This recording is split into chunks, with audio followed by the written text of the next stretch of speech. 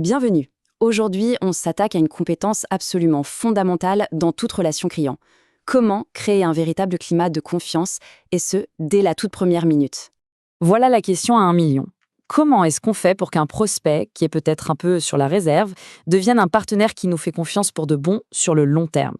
Ce n'est pas si simple, c'est un vrai savoir-faire. Pour que ce soit bien concret, on va prendre un cas pratique.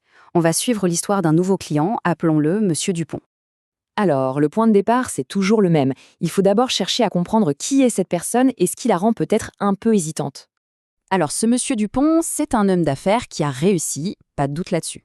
Mais justement, il est soucieux de bien gérer son argent, il se pose beaucoup de questions sur son patrimoine. Et surtout, il est assez réticent à l'idée de partager des informations confidentielles. En fait, ce qu'il cherche avant tout, c'est d'être rassuré. Il a besoin de sentir que tout ce qu'il dira sera traité de manière absolument confidentielle. Ok, maintenant qu'on a une meilleure idée du profil du client, il faut préparer le terrain. Parce qu'une première rencontre réussie, ça ne s'improvise pas du tout. Ça commence bien avant de se serrer la main. Il faut être très clair sur l'objectif. Le but premier, ce n'est pas de vendre quelque chose à tout prix. Non, c'est de bâtir une vraie relation. Une relation de confiance qui va permettre de bien comprendre ses besoins, ses objectifs, pour ensuite lui proposer une stratégie qui lui correspond vraiment.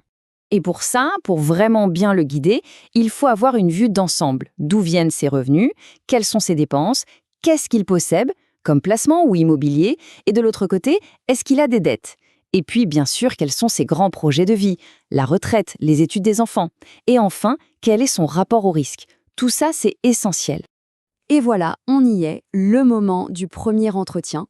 C'est là que tout le travail de préparation prend son sens. C'est le moment critique pour installer durablement cette fameuse confiance. En gros, on peut décomposer ça en 6 étapes. C'est une sorte de guide. D'abord, un accueil chaleureux, dans un cadre agréable, c'est la base.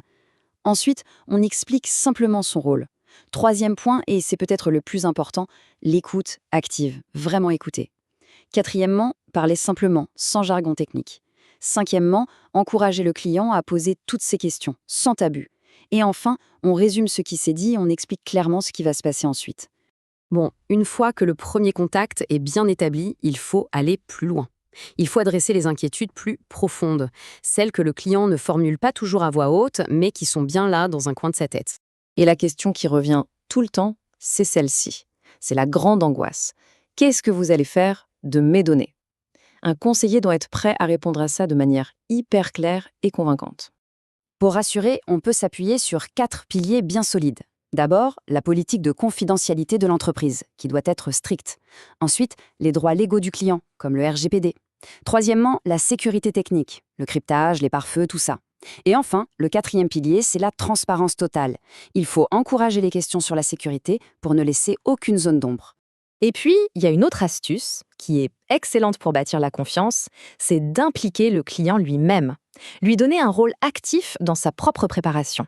Concrètement, ça veut dire lui suggérer de rassembler ses documents, de réfléchir de son côté à ses objectifs à court, moyen et long terme, lui dire aussi de préparer toutes ses questions, même celles qui lui paraissent bêtes. Bref, l'idée, c'est qu'il arrive prêt à échanger ouvertement. Ça transforme tout de suite la dynamique en un partenariat.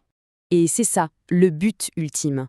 Ce n'est pas de faire une opération ponctuelle, une transaction, et puis au revoir. Non. L'objectif, c'est de construire quelque chose de durable, un vrai partenariat. Ce tableau y résume tout. D'un côté, l'approche transactionnelle. On règle un problème et c'est fini. Le conseiller est un vendeur. De l'autre, l'approche relationnelle. On s'intéresse à toute la vie financière du client, on collabore en continu. Le conseiller devient un partenaire qui s'adapte à l'évolution de la vie du client. C'est un changement de mentalité complet. Cette phrase, elle résume parfaitement la promesse de ce partenariat. Il s'agit de travailler main dans la main avec le client pour comprendre, construire une stratégie sur mesure et ensuite la mettre en place ensemble. Finalement, si on doit retenir une seule chose, c'est que la confiance, ça ne se décrète pas, ça ne se donne pas comme ça. Ça se construit, pas à pas. Chaque action, chaque mot, depuis le premier bonjour jusqu'au suivi à long terme, c'est une brique qu'on ajoute à l'édifice. La vraie question est donc, quelle sera la première brique que l'on choisira de poser ?